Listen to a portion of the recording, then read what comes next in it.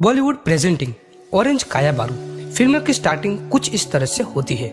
इस फिल्म का इंडोनेशियन भाषा में इसका मतलब होता है कि नए अमीर लोग। तो मूवी की स्टार्टिंग में हमें टिका नाम की एक लड़की को दिखाया जाता है जो एक आर्किटेक्चर स्टूडेंट होती है, जो एक गरीब परिवार से बिलोंग करती है और यूनिवर्सिटी में पढ़ती भी है। उसकी गरीबी की वजह से सभी स्टूडेंट उसकी खिल्ली उड़ाते हैं और उसका छोटा भाई डेका जो थिएटर स्टडी कर रहा होता है और फ्यूचर में प्रोफेशनल प्रोड्यूसर बनना चाहता है, और उनमें से सबसे छोटा भाई डोडी जो एक एलिमेंट्री स्कूल में पढ़ रहा होता है।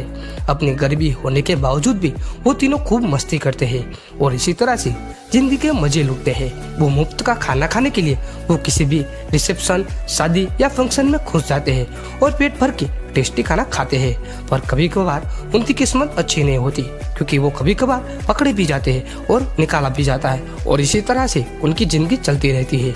लेकिन उनकी इन हसीन जिंदगी में एक दरार पड़ जाती है क्योंकि उनके पिता का देहांत हो जाता है और वो तीनों भाई बहन एकदम से टूट जाते हैं और अब से उनको अपने पापा के बिना ही मैनेज करना पड़ता है। उनको पापा न होने को आदत डालनी पड़ती है। अब पापा का तो देहांत हो गया था तो टिका और डेका पढ़ाई छोड़कर नौकरी करना चाहते थे, पर उनकी माँ कहती है कि तुम्हारे पापा तुम्हें पढ़ाकर सक्सेसफुल बनाना चाहते थे, इसलिए तुम पढ़ाई मत छोड़ो और खूब पढ़ो और अपने पापा का नाम भी रोशन करो। अगले दिन एक लॉयर और उसका असिस्टेंट आते हैं और उनके पिता द्वारा बनाया गया वीडियो दिखाते हैं। वीडियो में पापा बताते हैं कि मैं आप सबसे बहुत ही ज्यादा प्यार करता हूँ। दरअसल मैं इंडोनेशिया का सबसे धनवान परिवार का वारिस हूँ और मैं 21 साल से सिंपल लाइफ गुजार रहा था क्योंकि मेरी अपनी पत्नी और मेरे बच्चे सिंपल लाइफ जीना सीखे और आत्मनिर्भर बने। मेरे बाद मेरी सारी दौलत और प्रॉपर्टी मेरी पत्नी और बच्चों को मिलनी चाहिए ताकि वो अमीरों की तरह जीने का मजा ले सके। अब यह सुनकर उनको यकीन नहीं होता तो यह बैंक में चाहते हैं और चेक करते हैं तो 500 मिलियन रुपए निकाल पाते हैं। ऊपर से उन्हें यह भी बताया जाता है कि वो जरूरत पड़ने पर और भी पैसे निकाल सकते हैं।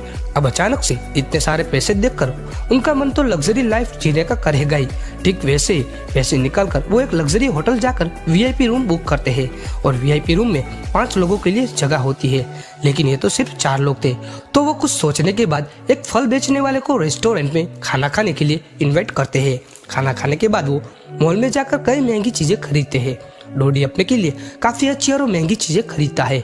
अगले दिन डोडी के महंगे शूज और एसेसरीज को इतनी इज्जत मिलती है कि उसका तो कोई जवाब ही नहीं। बायुन जो टिका का बॉयफ्रेंड है, उसकी कभी कभार बाइक खराब हो जाती थी।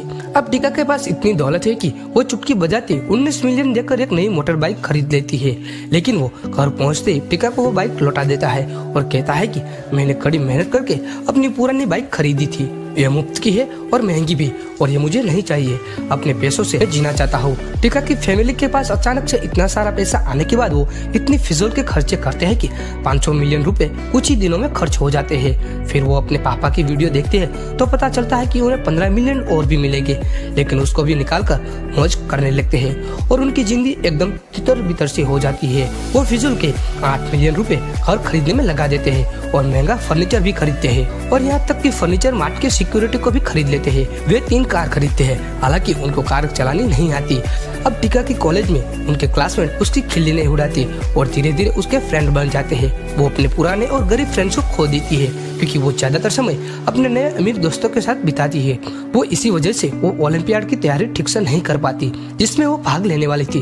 अब बायु नाराज हो जाता है क्योंकि टिका ने उसको नई बाइक दिलाकर उसकी इंसल्ट कर दी थी, लेकिन टिका उससे माफी मांगती है और बायु उसको माफ भी कर देता है।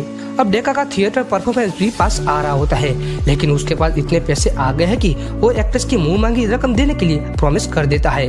उसको लगता है कि उसके पैसे खत्म नहीं होंगे। अब उनकी माँ पहले गिन गिन कर पैसा खर्च करती थी, अब वो पैसा पानी की तरह बहती है और वो सोशल मीडिया में फेमस होने के लिए वो अपने वीडियोस को वायरल करने के लिए बहुत ज्यादा पैसा खर्च करती है। टिका को शराब की आदत लग जाती है और डेका अपने पिता के भरोसे अपने थिएटर परफॉर्मेंस लॉन्च करता है और डेका अपने पिता के भरोसे अपने थिएटर परफॉर्मेंस को लॉन्च करता है। लेकिन अचानक एक दिन वही लॉयर आकर उनके पिता का वीडियो दिखाता है जिसमें वो बताते हैं कि मेरी पूरी दौलत खत्म हो चुकी है। अब यहाँ पर यह लोग परेशान हो जाते हैं कि गरीबी में उन्हें तंगी की आदत पड़ चुकी थी, इसलिए वो कम पैसों में खुश रहते थे। लेकिन पैसों की आदत पड़ने के बाद वो सोच नहीं पाते थे कि पैसों के बिना अब उनका क्या होगा। टिका के अमीर दोस्त उससे धीरे धीरे उससे से दूर भागने लगते हैं और डेका का नया दोस्त उससे धीरे धीरे दूर हो जाता है और डोडी पर भी उसका बहुत ही ज्यादा असर पड़ने लगता है। एक दिन टीका एक पब बार में होती है, तब उसके फ्रेंड उसके पास आकर कहते हैं कि टीका जैसी होशियार लड़की को ओलंपियाड की तैयारी करने के बजाय पब में आकर अपना टाइम वेस्ट नहीं करना चाहिए। तब उसको रियलाइज होता है कि उसको अपनी आदतें बदलनी चाहिए और ओलंपियाड की तैयारी करनी चाहिए। धीरे धीरे वो अपने पुराने फ्रेंड से माफी मांगती है जिनसे वो दूर रहने लगी थी। उसकी माँ भी सुधरती है और वो गरीबों की जरूरतों को पूरा करती है। डेका कहीं से भी पैसों का इंतजाम करके अपना थिएटर परफॉर्मेंस को लॉन्च करता है।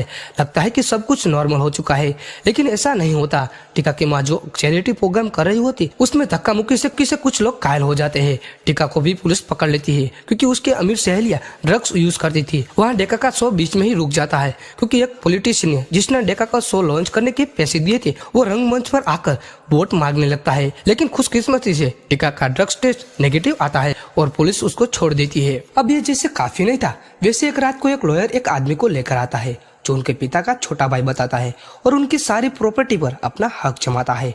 अब और कोई रास्ता ना पाकर वो प्रॉपर्टी उसके हवाले कर ही देते हैं। उन्हें सबक मिल चुका है कि धन दौलत कोई परमानेंट चीज नहीं है।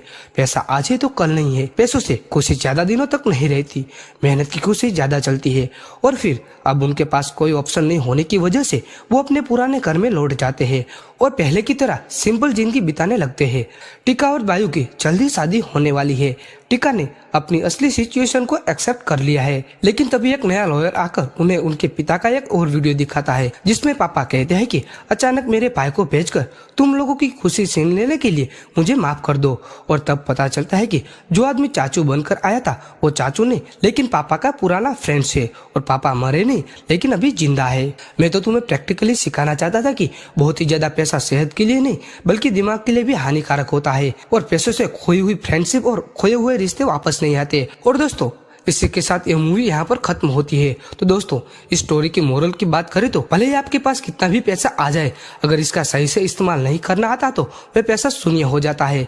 मिला हुआ पैसा कुछ ही समय के लिए रहता है, लेकिन कमाया हुआ धन उसकी बात ही कुछ और है क्योंकि वो मेहनत से कमाया हुआ है, क्योंकि उसमें मेहनत लगती है। यानी कि बात साफ है कि पैसा का अगर सही से यूज हो रहा है तब तक सब कुछ बढ़िया है, लेकिन जैसे ही पैसे का गलत यूज होने लगा तो वो आदमी को डुबाता है। पैसे का नशा सबसे खतरनाक नशा होता है। दोस्तों आपको यह मूवी पसंद आई हो तो वीडियो को अपनी फैमिली एंड फ्रेंड सर्कल में जरूर शेयर करिए। बाकी मिलते हैं अगले वीडियो, तब तक आप वीडियो को लाइक करें और चैनल को सब्सक्राइब कर लीजिए। जय हिंद।